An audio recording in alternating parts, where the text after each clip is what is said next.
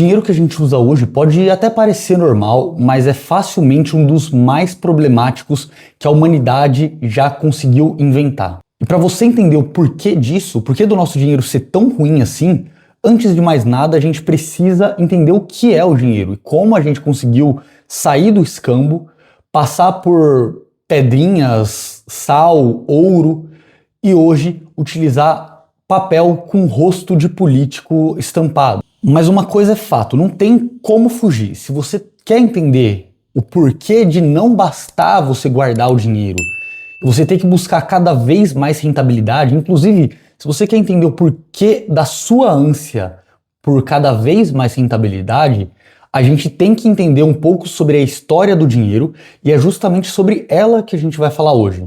Tudo começa lá atrás com o escambo. Basicamente era troca simples entre indivíduos. Se eu tenho uma caneta e você tem uma fita crepe, eu quero uma fita crepe, você quer uma caneta, a gente troca e é isso, a troca aconteceu. Isso funciona principalmente em pequenas comunidades, mas funciona até certo ponto. Porque se eu tenho uma caneta e eu quero uma fita crepe, e você tem uma fita crepe, mas você quer um pendrive, como que acontece a troca?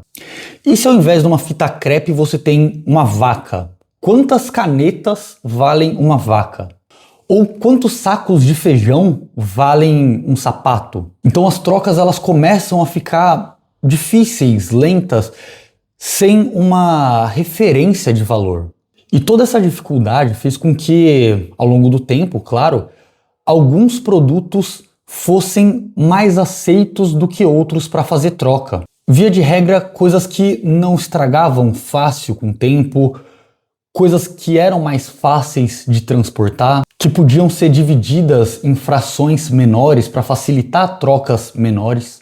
E com o tempo, conforme essa noção de dinheiro foi se aperfeiçoando, foi sendo refinada, os metais tomaram um papel de destaque, principalmente o ouro e a prata. Inclusive, um homem que ajudou muito na nossa noção de dinheiro foi o próprio Aristóteles. Ele dizia que o dinheiro existia para facilitar trocas e medir valor. E isso pode parecer óbvio hoje, mas no início da nossa concepção de dinheiro não era tão óbvio assim. E a gente entendeu que para o dinheiro ser um bom dinheiro, ele precisa ter algumas características. Ele precisa então ser durável, ou seja, não se estragar com facilidade.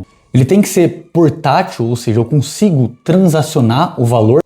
Ele precisa ser divisível, então eu preciso conseguir dividi-lo em frações menores. Além de ser escasso, conseguir transportar valor no tempo e ser uma unidade de conta. E o ouro se destaca muito nessas características, né? Então, ele não enferruja ou não se deteriora com facilidade, ele é altamente divisível, é fácil de transportar.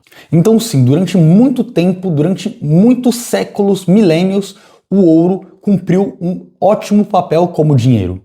Mas conforme a sociedade avançava, foram surgindo novas complexidades. Então, era muito difícil guardar grandes quantidades de riqueza em casa e principalmente era arriscado, não era tão seguro guardar todo o seu patrimônio dentro da sua residência. Então, conforme a sociedade foi mudando, principalmente com o nascimento dos burgos, nasceu assim também a necessidade de um terceiro para guardar o ouro. No caso, eram os ourives que faziam o papel dos bancos, né? Assim foi o surgimento, o nascimento do banco.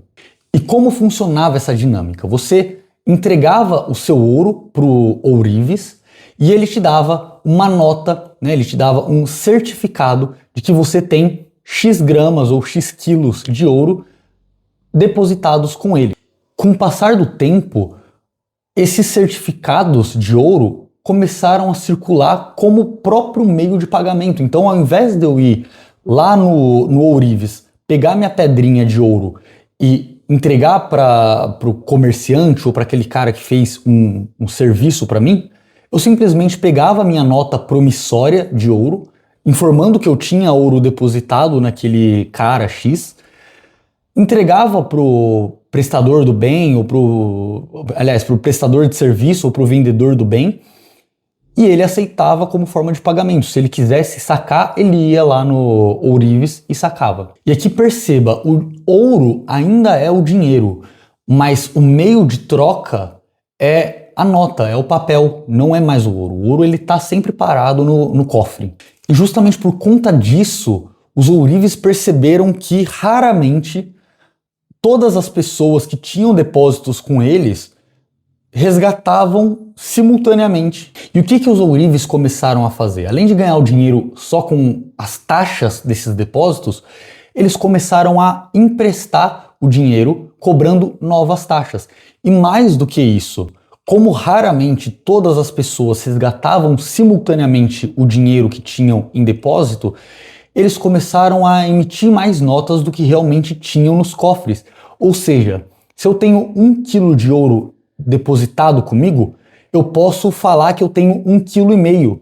E assim eu empresto meio quilo a mais do que eu realmente tenho. É aí que nasce o conceito de reservas fracionárias, que existe inclusive até hoje, com adaptações, é claro, mas existe. Durante muitos séculos isso foi sendo ajustado, até porque o ouro tem uma taxa de inflação também, dada a sua mineração mais ou menos constante, né?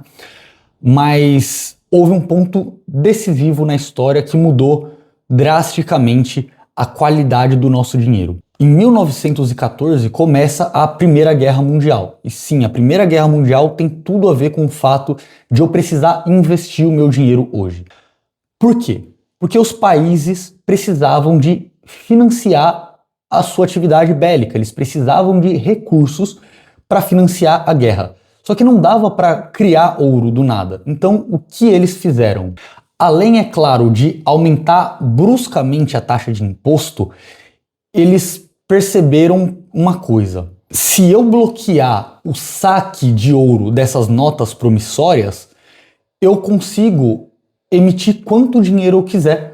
E com isso, o banqueiro não precisa se preocupar, porque não vai ter uma corrida bancária. E corrida bancária é o termo que a gente usa quando todo mundo, de uma única vez, vai sacar o seu dinheiro no banco. Inclusive, foi o que quebrou, por exemplo, o Silicon Valley Bank há pouco tempo atrás. Então, se eu sei que não vai ter uma corrida bancária, eu tenho muito mais tranquilidade de emitir quanto papel eu quiser e informar que eu tenho quanto dinheiro eu quiser, mesmo que tenha só uma fração disso, só metade disso no banco.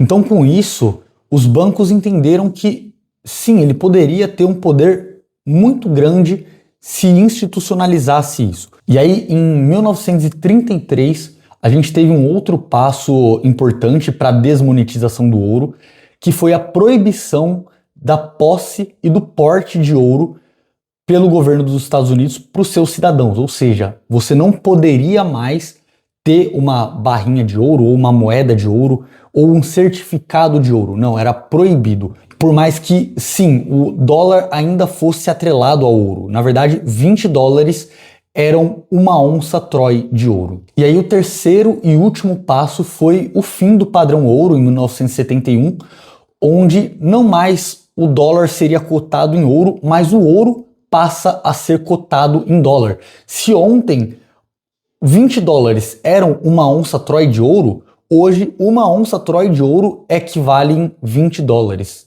A base, ela muda. E na verdade não foi nem isso, porque em 1933, quando há o confisco do ouro, a onça Troy ainda valia 20 dólares e pouquíssimo tempo depois ela foi elevada a 33 dólares, ou seja, o primeiro movimento dessa relação ouro e dólar foi tirar 50%, quase 50% do valor do ouro, ou seja, o cidadão que entregou seu ouro ficou 50% mais pobre da noite para o dia, praticamente. E é só a partir daí que o dinheiro deixa de ser algo físico e passa a ser pura e simplesmente baseado em confiança, o dinheiro fiduciário.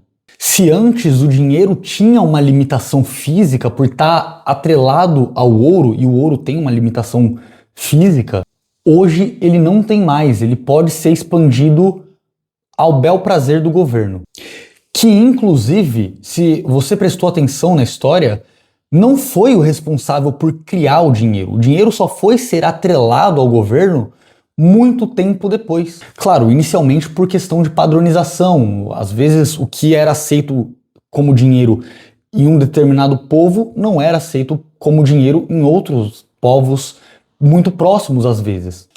Mas fato é que em toda a história antiga até 1971, o dinheiro era atrelado a algo físico. E quando você tira essa amarra, ele pode ser expandido a bel prazer. E quando você tem abundância de algo, via de regra, essa coisa perde valor. E é justamente por isso que você precisa investir hoje. A inflação não é o aumento constante e generalizado dos preços. Isso é o sintoma da inflação. A inflação, na verdade, é a depreciação do poder de compra ou da força daquele dinheiro, muito por conta do aumento da base. Se eu tenho muito dinheiro em circulação, logo o dinheiro acaba perdendo valor. E aí quando a gente olha para o nosso dinheiro de hoje, o que a gente tem é algo artificial, a escassez artificial. O lastro dele é a confiança nos bancos centrais. Quem determina o preço do dinheiro são os integrantes do Copom ou, nos Estados Unidos, os integrantes do FONC. Então, de fato, se você não investe hoje, o seu dinheiro está sendo liquidado. Ou seja, é a mesma coisa que você ter uma taça de vinho que está caindo uma gota de água por segundo nela.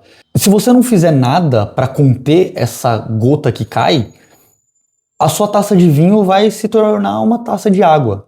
Então hoje sim, a gente vive um sistema altamente sofisticado, complexo, tecnológico, com muitas facilidades, mas o pano de fundo, o papel que segura essa pintura é um papel ruim, é um papel horrível, é algo única e exclusivamente baseado na confiança em palavras de políticos. A história do dinheiro mostra que cada vez que há uma mudança, cada vez que a gente resolve um problema, a gente acaba criando outros, criando novas complexidades. O sistema fiduciário, ele trouxe mais flexibilidade, trouxe mais escala, mas abriu muitas questões sobre inflação, sobre controle centralizado de poder e principalmente sobre confiança. Mas independente de qual vai ser o próximo capítulo na história do dinheiro, ele vai continuar evoluindo. Isso é fato. E quem consegue entender essa dinâmica de mudanças mais cedo, obviamente vai estar melhor preparado quando ela de fato chegar. Então é isso, eu espero que você tenha gostado desse vídeo. Comenta aqui embaixo a sua opinião sobre o que foi explicado aqui. Compartilha com mais pessoas para que o conhecimento chegue a mais pessoas possível. E no mais, até a próxima.